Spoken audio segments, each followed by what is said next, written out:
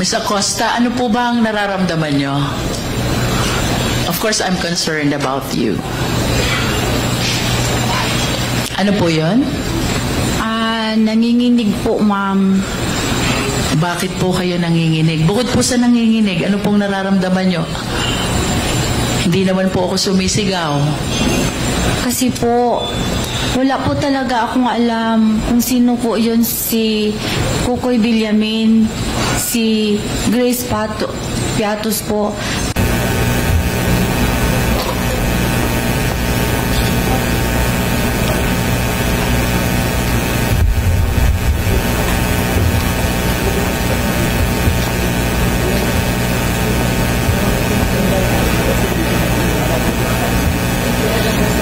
Tanong, Ms. Acosta, what gave you the confidence? Ano ang nagbigay sa inyo ng lakas ng loob na ibigay ang buong 125 million kay Colonel Lachica, considering that he is not the accountable officer? Because it is you who is the accountable officer. May approval po kay Ma'am Inday Sara. And without the approval of the Vice President, will you give that to Colonel Lachica? Hindi po. Do you know Colonel Lachica? Yes po, kasi siya po ang aming ground commander. How long have you known Colonel Lachica? Yung na-employ po ako, after 3 months, yung na-employ po ako sa OBP, ma'am. How long have you known? Since 2022? Yes po, ma'am. Do you trust Colonel Lachica? I trust Sir Lachica kasi ginatrust po siya ng aking head of office na si Ma'am Inday Sara. The only reason why you're giving your trust to Colonel Lachica is because of the instruction of the Vice President. Yes, ma'am. Yes, ma'am. Without the instruction of the Vice President, you will never give the entire amount of 125 million to Colonel Lachica. Yes, ma'am. And do you realize also, Ms. Acosta, that as disbursing officer, there is a rule under PD 1445. Bawal i-transfer ang disbursement sa ibang tao. Pero ang boss ko po kasi ay si Ma'am. Please answer the question, ma'am. Yes, under PD 1445, unauthorized transfer of disbursement is prohibited. Are you aware of that? Yes, ma'am. And what you did is an unauthorized transfer. Tama po? Yes po, ma'am, pero may... In other words, you are liable for the unauthorized transfer of that money which is due for your disbursement. Tama po?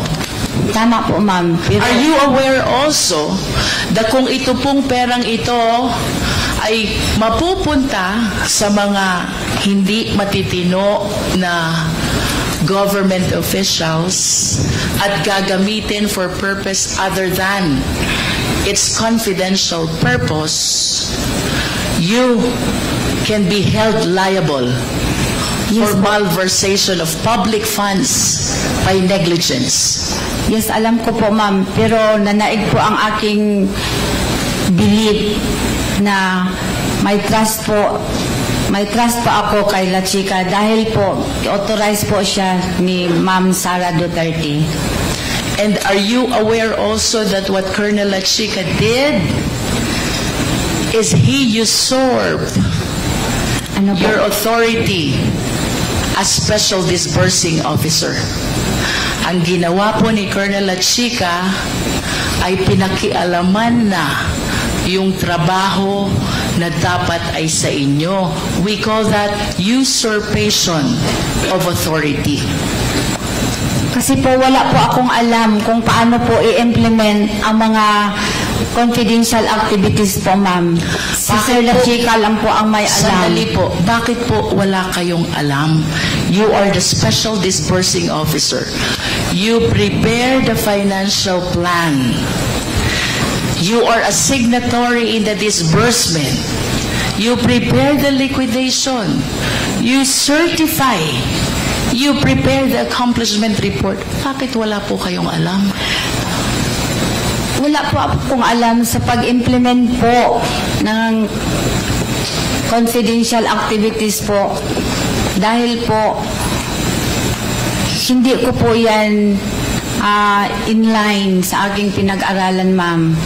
But as the special disbursing officer, of course you realize you have the function of disbursing the fund. Yes po, pero may utos po sa akin na ibigay po kay Colonel La Chica. Kasi siya po ang expert, siya po ang may kaalaman kung paano po i-achieve ang mga confidential activities na safely and hindi po magulo. Would you know, Ms. Acosta, kung saan po dinala ni Colonel La Chica yung 125 million? Di ko po na po alam, ma'am, kasi sa kanya na po yung discretion kung Hindi po niya discretion yun, ay, ma'am. sa kanya na po yung Please trabaho. understand, kayo po ang special disbursing officer. You're supposed to be the person doing the payment of this amount to various payees. Hindi po ito discretion ni Colonel La Chica, ma'am. Do you understand? Yes, ma'am. Ano nga po ulit trabaho ni Colonel La Chica? Siya po ang head ng aming BPSPG at siya po ang inatasan as security officer po ng Office of the Vice President. And of course, you will agree with me, iba po ang trabaho ng security officer sa trabaho ng special disbursing officer. Tama po ba? As a matter of Yes, fact, kaya po kayo'y banded. Kaya po kayo nire-require ng Fidelity Fund is to take care of these public funds. Si Colonel La Chica po ba? Covered po ba siya ng Fidelity Fund? Hindi po, ma'am. I don't think so because it's not part of his job to disburse public funds. Pero siya po ang may alam, ma'am, lalo na pag-implement sa mga confidential activities po, ma'am. Just like surveillance and monitoring po. Kung okay po ba dyan, itayo, example, yung satellite office. Even when he is aware of the implementation of the surveillance activities, you, as a special disbursing officer, should be the one actually paying all the recipients. Do you understand, Ms. Acosta? I understand po, ma'am. Then why did you give all the money to Colonel La Chica? Because po may utos po si Ma'am Inday Sara na sa kanya ko po i-release. Kasi siya po ang nakakaalam kung paano po i-implement ang mga programs and activities in line po sa confidential fund. Siya Okay. po ang mag-survey, surveillance and monitoring po. Sa kanya po yun, wala po akong alam. Ms. Acosta, I hope you realize that it is incumbent upon you as the special disbursing officer to know all the recipients of the entire 125 million. And it is totally wrong to say na wala kayong alam. Because in the first place, trabaho nyo po to disperse these funds to the various number of recipients. Let us proceed to liquidation report. Secretariat, kindly flash the liquidation report.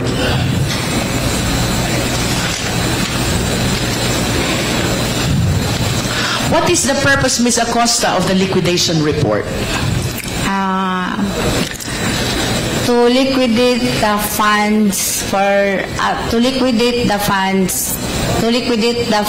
granted on confidential funds po. Ililiquidate po. Ililiquidate, and by liquidate, we need to gather proof that indeed the entire amount was utilized for the intended purpose. Tama po ba? Tama po. What is your participation in this liquidation report? Yung binigay na po sa akin ni Sir La Chica ang Ms. acknowledgement. Acosta, please be directed to the left bottom part of the liquidation report. correctness of the above data po, ma'am. Do you understand what that means? Yes po, ma'am. Ano pong ibig sabihin nun? Na ang pondo po ay nagamit ng maayos sa pamagitan po ng pagkuha ng mga acknowledgement receipt po na galing po kay Sir La Chica. You mentioned about acknowledgement receipts. Pag-usapan po natin yan. As a special disbursing officer, part of your job is to certify the correctness of the above data, and that includes acknowledgement receipts that you mentioned. You agree? Yes, ma'am. Okay. Based on examination, Ms. Acosta, mayroong 700 na acknowledgement receipts. May signature, pero walang printed name. In other words, we could not hold anyone accountable for the given amounts. What can you say about that? 700 mahigit na acknowledgement receipts. May signature, pero walang printed name, so you cannot tell who the recipient really is. Do you think, given that situation, you certified the correctness of the data? Yes or no? Yes, ma'am. And do you believe that that is correct? Hindi mo alam kung sino ang recipient? Kasi yan po ang binigay sa akin ni Sir La Chica, ma'am. Again, please be directed by the certification at the bottom right of this document. Gina Acosta, certifying to the correctness of the above data, and that data includes the acknowledgement receipts.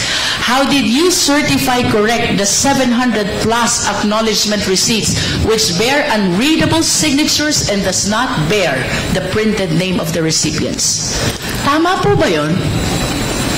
Sa paningin ko, ma'am, ang maka-answer po ng maayos ay si Sir La Chica po, ma'am. Sa paningin niyo po bilang Special Disbursing Officer, tama po ba na ang acknowledgement receipt ay wala kang pagkitaan ng pangalan?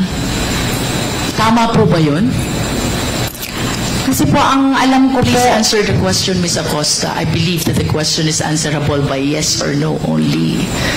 Kayo po ang Special Disbursing Officer, and you said from this liquidation report, I'm certifying to the correctness of the above data. 700 plus acknowledgement receipts with signature, unreadable, and without printed name. Tama po ba na i-certify na tama yung 700 mahigit na acknowledgement receipts na yon? Tama po o mali? Tama po, ma'am. Tama? Yes po, ma'am. Kahit wala pong pangalan? Kasi po, ang makasagot po niyan ng maayos, ma'am, pwede po si Sir La Chica. Okay, let's do this by way of hypothetical question. Kayo po ang accountable disbursing officer. Ibig sabihin, kayo po ang may pananagutan sakaling mawala, may mangyaring hindi tama, dito po sa 125 million. I hope you anchor your answer on the fact na kayo po ang mananagot doon sa 125 million as a special disbursing officer. Tama po ba nag-release kayong pera? Tapos yung acknowledgement receipt, walang pangalan ng recipient. Tama po o mali? Kung kayo po ang mismong magre-release ng pera, kayo po ba'y papayag na walang printed name ang acknowledgement receipt? Pwede po, ma'am, itanong po kay Sir La Chica po. No, the question, Ms. Acosta, is hypothetical, no?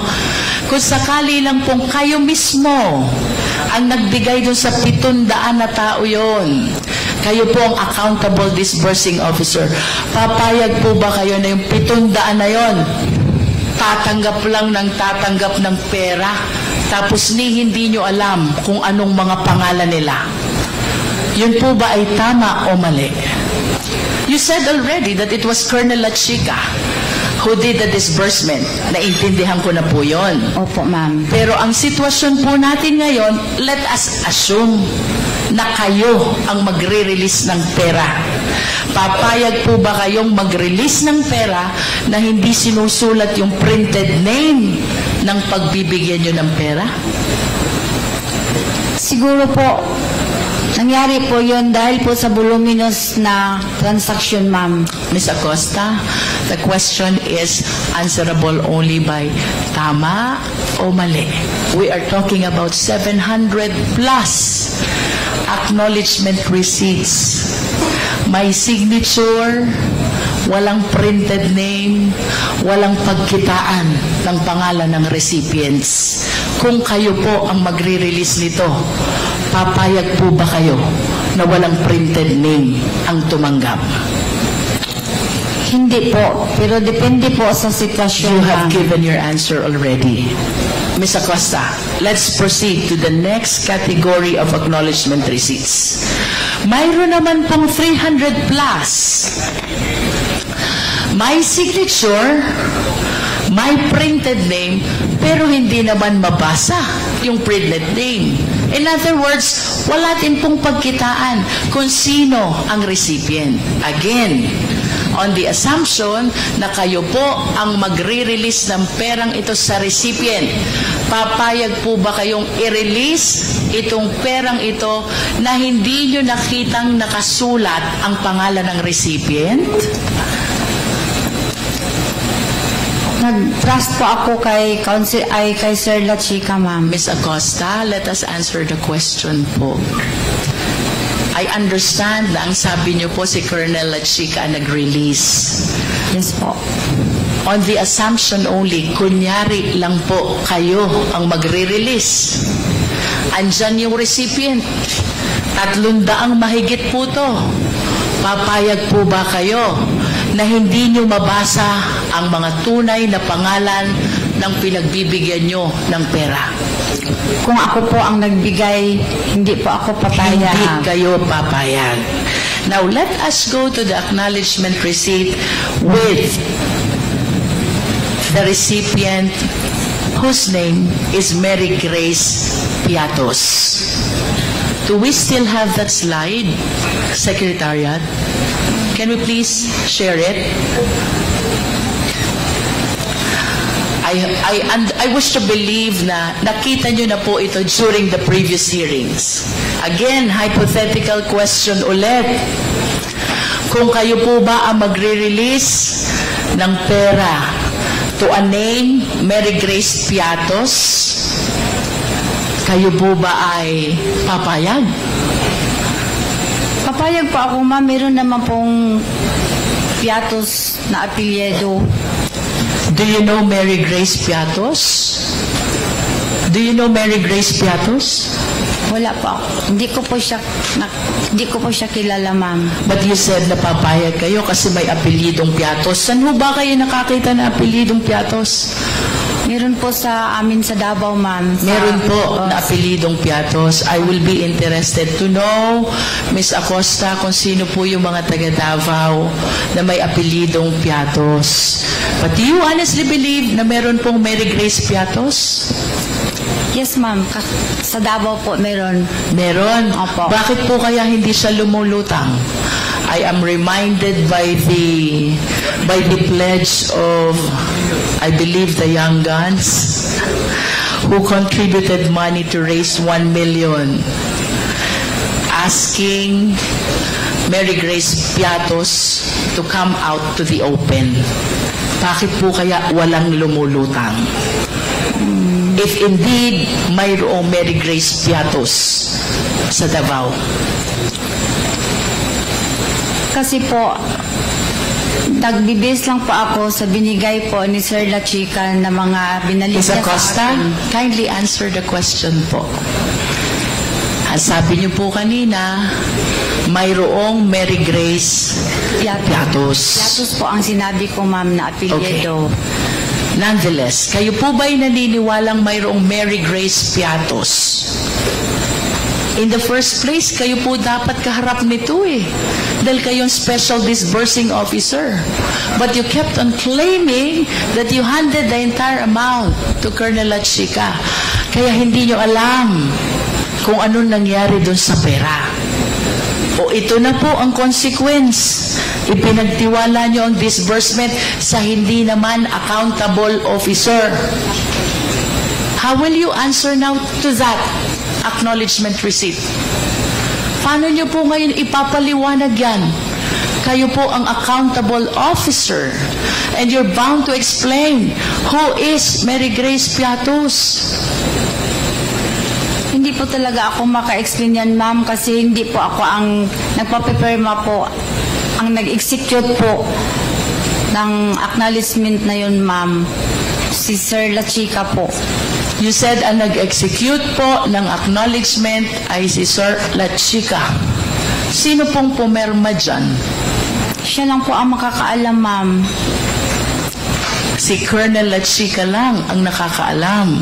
Yes po, kasi siya po ang nag-execute ng acknowledgement receipt po. Miss Acosta, ako po'y gusto ko pong maawa sa inyo kasi while you entrusted the entire amount of 125 million to Colonel Lachica, who is not an accountable officer at all, I hope you realize kayo po ang mananagot sa buong 125 million.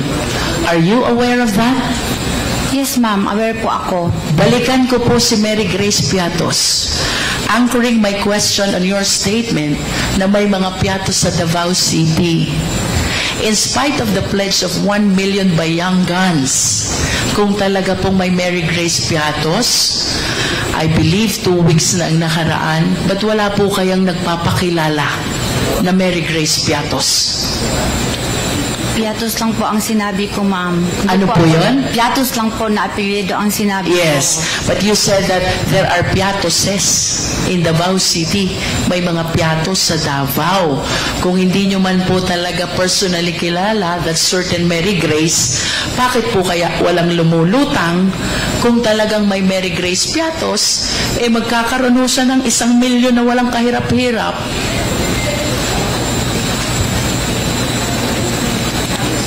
Would you agree with me if I would say the reason kung bakit walang lumulutang ay dahil wala naman talagang Mary Grace Piatos? Tama po ba?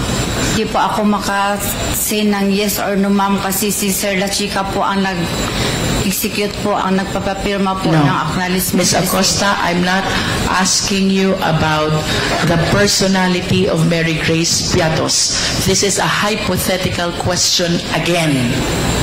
Having stated na may mga Piatos sa Davao and considering na nag-pledge ng Young Guns ng 1 million, tatanggapin ni Mary Grace Piatos. The only condition is magpakilala siya. Ako si Mary Grace Piatos. Tama po bang sabihin na kaya walang lumulutang na Mary Grace Piatos ay dahil ang totoo, wala naman talagang Mary Grace Piatos? Tama po o mali? Yun po ang answer. Tama po o mali, Ms. Acosta? Siguro, tama po yun, ma'am. Okay. Now let's proceed to that acknowledgement receipt with the name Kokoy Villamin.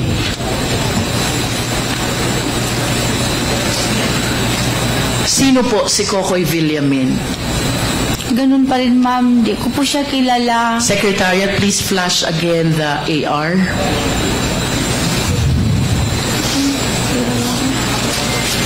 Natanggap ko lang kaling kaya ano. Mr. Chair. Madam Vice President. Thank you, sir. Ms. Acosta has been crying since this hearings started because of her fear and a lot of other things. Can we just give her some air? 1 minute suspension is declared by the chair.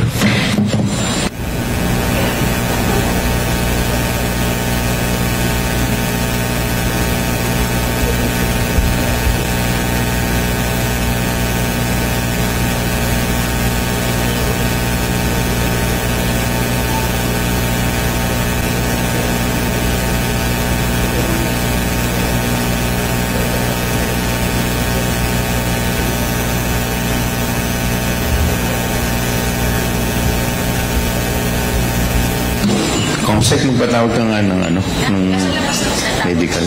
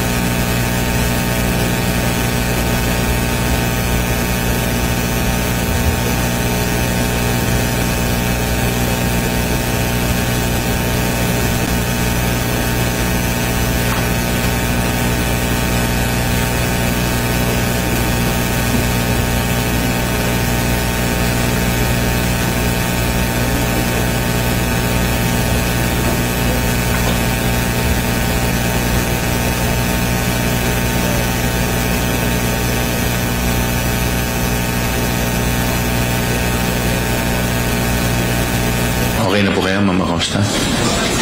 Apo, sir. Okay na. Salamat po sa rest. Mr. Chair, may I seek guidance from the Chair? Yes, Congressman.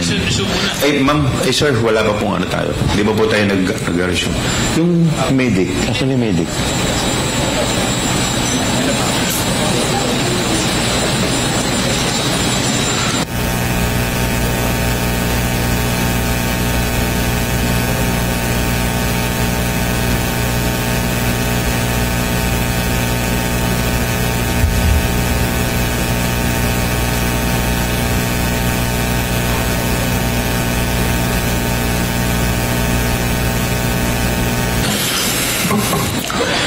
Hearing resumes.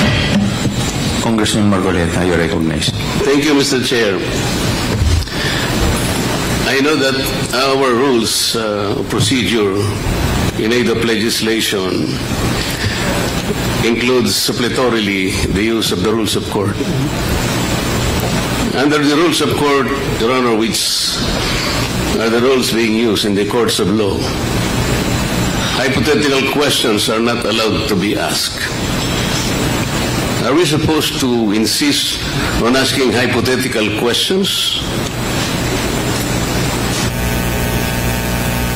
Could you please be specific, Congressman Marcoleta? It's very specific, Mr. Chair. The witness is being asked hypothetical questions. These are allowed in the courts of law. If you're using the rules of court suppletorily, what is the purpose of asking hypothetical questions? Under our internal rules, the rules of procedure governing the proceedings before the Committee on Good Government under Section 16, it provides that rules of procedure and evidence in any meeting of the committee, the rules of evidence prevailing in courts of law or equity shall not be controlling, and the committee shall use every and all reasonable means to ascertain the facts in each case speedily and objectively without regard to technicality of law or procedure. Yes, Mr. Chair, we're talking of facts. Only in the We're not talking about hypothetical situations here. We're not supposed to be getting facts out of speculations. We cannot speculate on the questions that should be asked and answered. This will not benefit the committee, Mr. Chair. Thank you very much. Thank you. Noted, Congressman Marcoleta. Let's continue with the... Mr. Chair. Dagdag lang po na response, Mr. Chair, since always po ini-invoke na kung anong dapat na conduct ng committee, ano yung bounds ng mga discussions natin. Mr. Chair, again, ang ginagawa po natin ay in-aid of legislation at hindi po tayo makakagawa ng mga batas, hindi natin maaral yung pwedeng maging mga batas kung hindi natin pag-uusapan yung mga posibleng scenarios kahit hindi pa nangyayari, Mr. Chair. We can't have good laws kung hindi natin pag-uusapan paano yan pwedeng ipatupad, paano yan pwedeng maabuso, which means yung nagiging line of questioning na ating colleagues are essential to the conduct of our proceedings sa komite. Ilang, Mr. Chair. Thank you. Mr. Chair, this is the problem of non-lawyers. They insist on something that should not be done. Noted, Thank you. Congressman Marcoleta. Mr. Chair. Yes, Madam Vice President. Can I answer as head of agency of the Ano po, Office of the Madam? Vice President? Can I answer as head of the agency of the Office of the Vice President as well? With respect to the... To the comment, manifestation of Congressman Marcoleta, sir. No, you are not allowed. Please continue, Congresswoman Luisto. Ms. Acosta, ano po ba ang nararamdaman nyo? Of course, I'm concerned about you. Ano po yun? Nanginginig po, ma'am. Bakit po kayo nanginginig? Bukod po sa nanginginig, ano pong nararamdaman nyo? Hindi naman po ako sumisigaw. Kasi po, wala po talaga akong alam kung sino po yun, si Kukoy Villamin, si Grace Piatos po. Kasi po, si Sir La Chica po ang nasa ground po. Siya po ang nagpipipirma. Nag-base na lang po ako sa sinaol sa binalik niya sa akin na acknowledgement receipt po, ma'am. Pero ma'am, I hope you acknowledge na yun pong sinasabi niyong ginawa ni Colonel La Chica. Yun po'y trabaho niyo as a Special Disbursing Officer. Yes, ma'am. Pero may utos po ang aking boss, ma'am, na i-release ko po kay Sir La Chica, ma'am. I heard you, ma'am. Yes, ma'am. We will just proceed with the question. Tell me pag hindi niyo na po kaya, I will stop. Ano po? You just answer from what you believe is true to yourself. Yes, ma'am. Punta po tayo kay Kukoy Villamin. Do you know this person? Wala po talaga akong alam, ma'am. Wala po kayong alam. Yes po, ma'am. Surname Villamin. May kilala po ba kay sa Davao na Villamin? Wala po akong alam, ma'am. Wala po akong kilala, ma'am. Okay. So you cannot answer with respect to the identity of this Kukoy Villamin. Mr. Chair, do we have the NBI here as well as the PSA? They are not yet here. Not yet. But I believe that We have submitted the acknowledgement receipt. In process daw po. okay. Ms. Acosta, do you confirm that the 125 million for the last quarter of 2022 was utilized from December 21 to December 31 as stated in the records? Yes, ma'am. Based po sa binigay sa akin ni Sir La Chica Okay. na accomplishment report at saka acknowledgement receipt po. Ms. Acosta, this is 125 million spent in, I believe, 10 days nga po ito eh. Hindi 11 days. Kasi under the law, when we count, we exclude the first, we include the last. So if we count from December 21 to December 31, this will be equivalent to 10 days. Tanggalin po natin yung sinasabi ni Chairman Acop na holiday, 3 days, in other words, 7 araw na lang po. Can you please enlighten us? Paano po kaya naubos, naibayad, na-disburse ni Colonel La Chica yung buong amount ng 125 million in 7 days? Ma'am, hindi po ako makasagot niyan, ma'am. Kasi hindi po ako ang naggastos. In reality po, ma'am, si Sir La Chica po ang may alam, ma'am. Ma'am, you were the Special Disbursing Officer of Davao from 2019 to 2022. And then you became the Disbursing Officer of the OVP. So kagaya po ng sabi niyo kanina, you have mastered already the process of utilization of confidential fund. Isang tanong lang po, posible po ba ito na ang 125 million ay magastos sa nalolooban lamang ng 7 weekdays? Hindi ko po alam, ma'am. Kasi hindi po ako ang personal gastos Ms. po sa Acosta, pera, ma'am. the question is based on your experience as SDO. Sabi niyo po kanina, 3 years kayong naging SDO ng Confidential Fund in Davao City. You even said you have mastered already the process of utilization. Ayon po ba sa karanasan ninyong yun? Yun po bang 125 million? Kaya po bang gastusin yun sa loob ng 7 weekdays, araw na may pasok lamang? Base po sa inyong karanasan, kaya po o hindi? Hindi ko yan masagot, ma'am. Kasi hindi po ako ang nag-disburse na 125 million, ma'am. Si Sir La Chica po, ma'am. Ms. Acosta, our question is based on your experience. Hindi po ganun ang confidential fund sa Davao, ma'am. Hindi po ganun kalaki, ma'am. In other words, ayon po sa inyong karanasan bilang Confidential Fund ng Davao 2019 to 2022, hindi kaya gastusin ang 125 million in 7 days. Tama po ba? Hindi po ako makasabing tama, ma'am, kasi hindi po ganyan ang confidential fund sa Davao, ma'am. Ma'am, the question is based on your experience. Kung ito po ba'y dadalhin natin doon sa sitwasyon nyo bilang SDO ng Davao, kaya po kaya yun? Gagastusin? Hindi ko masagot, ma'am. Okay.